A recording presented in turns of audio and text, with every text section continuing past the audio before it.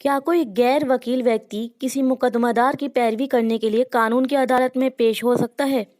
या क्या कोई मुकदमादार किसी ऐसे व्यक्ति को अदालत में अपनी पैरवी करने के लिए कह सकता है जो वकील नहीं है? इस आलेख में इन्हीं बातों को स्पष्ट किया गया है। कानूनी व्यवस्था। एडवोकेट्स एक्ट की धारा 30 में कहा गया है कि ऐसा कोई भी वकील जिसका नाम राज्य की सूची में शामिल है, उसे सुप्रीम कोर्ट सहित किसी भी अदालत में किसी भी ट्रिब्यूनल या व्यक्ति जिसको कानूनी तौर पर सबूत लेने को अधिकृत किया गया है के समक्ष या प्रैक्टिस करने का अधिकार है, और किसी भी अन्य अथॉरिटी या व्यक्ति के समक्ष इस तरह के वकील को किसी कानून के द्वारा या उसके तहत थोड़े समय के लिए प्रैक्टिस करने की छूट दी गई है।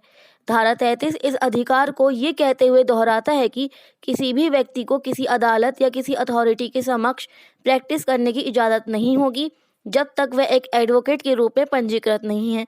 धारा 29 में कहा गया है कि एडवोकेट एकमात्र ऐसे मान्यता प्राप्त व्यक्ति हैं जिन्हें कानून के प्रैक्टिस का अधिकार है। हालांकि धारा 32 किसी भी अदालत, अथॉरिटी या व्यक्ति को यह अधिकार देता है कि वे एक ऐसे व्यक्ति जो इस अधिनियम के तहत एडवोकेट के रूप में पंजीकृत नहीं है को अपने या उसके समक्ष किसी विशेष मामले में पैरवी की इजाज़त दे सकता है।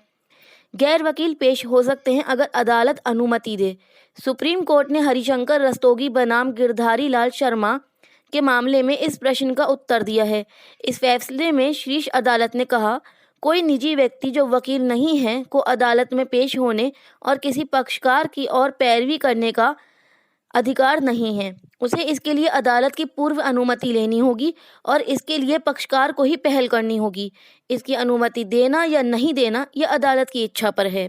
ऐसा भी हो सकता है कि अदालत इसकी अनुमति देने के बाद बीच में ही इसे वापस ले ले अगर उसको लगता है कि प्रतिनिधि कोई निंदनीय काम कर रहा है। इसकी अनुमति देने या इनकार करने से पहले संबंधित व्यक्ति के बारे में जानकारी, उसका संबंध, किसी निजी व्यक्ति की सेवा लेने की अनुमति की वजह और अन्य परिस्थितियों में सूचनाएं इकट्ठी की जानी चाहिए। इस तरह दंड प्रक्रिया संहिता 1973 की धारा 2 पर गौर किया गया, जिसमें वकील परिभाषा के अनुरूप ऐसा व्यक्ति जिसको कानून ने किसी अदालत में कानून की प्रैक्टिस के लिए अधिकृत किया है के अलावा ऐसा कोई भी व्यक्ति हो सकता है अगर उसे अदालत की अनुमति से किसी विशेष मामले में शिरकत करने के लिए नियुक्त किया गया हो।